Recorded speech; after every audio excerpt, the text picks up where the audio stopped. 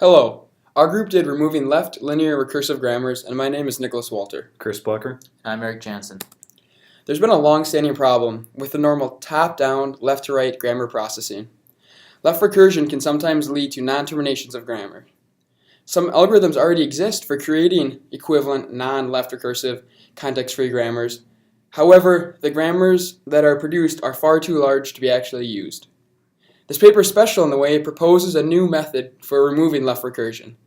It's theoretically better than the standard algorithm and also produces a very compact non-left recursive grammar. What is left recursion and why eliminate it? So up top we have the production S produces S, A, B, C. This is left recursive because S produces S, which will call back on itself and will keep appending to the left side of the terminating symbols. This can lead to non-termination, which is a big deal in speech recognition software. Recently, speech recognition systems are available that accept context-free grammars as language models for recognition. Two examples are Nuance Communications and Microsoft Speech Recognition. Left recursive productions lead to an infinite recursion on parsing the same input position, which can lock up the speech recognition software. Transforming left recursive productions. We need to produce equivalent non-left recursive productions.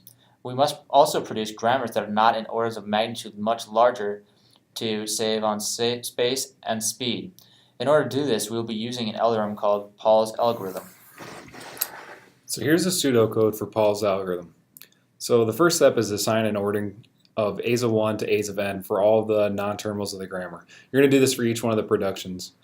So you're going to iterate throughout all of those non-terminals of the grammar, and then on each one of those you're going to want to append anyone that's left recursive.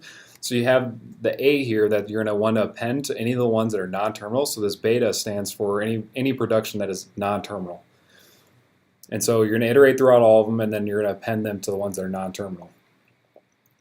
And so once you've gone through iterating through all of them, you'll get to the portion where you've transformed the A's of I productions and have eliminated the direct left recursion.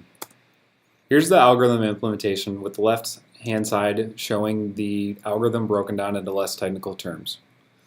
So from the top arrow you can see that this is where we're going to select from the productions of a certain grammar all the ones that are directly left recursive from the first link statement.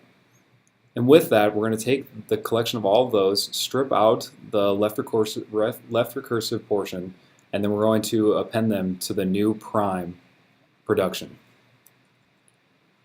This second one will take it so that any of the ones that do not currently start with a left recursive call, we're going to take those and append the prime symbol to the original grammar. Alright, let's give this program a run. We did a C# console application with Visual Studios, as you can see. So we'll run the program.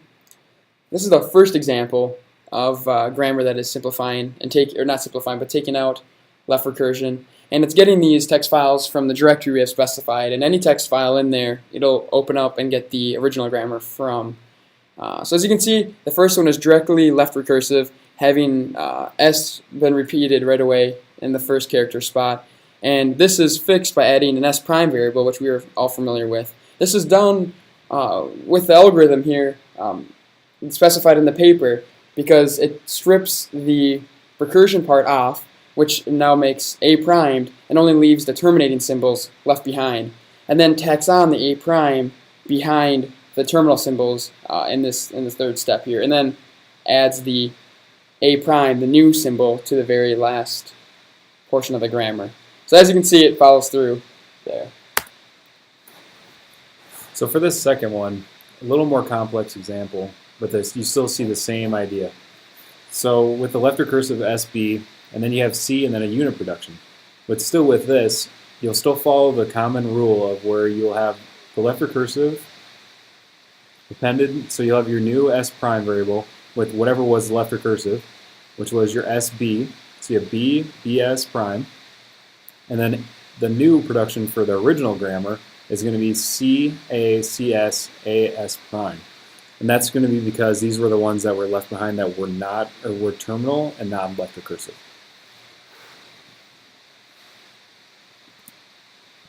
The third example we will skip because the fourth one is a little more interesting. All right, for this final example, we have one that's just slightly more complex yet again. And the one that's unique in this one is we have multiple left recursions. And as you can see, it still produces the correct output. And another interesting use case was having a unit production that's also recursive. And so with this example, you can see that it produces S and then S prime. And so it removes the left recursion entirely even for that unit production. So hope you guys enjoyed our presentation, and thank you.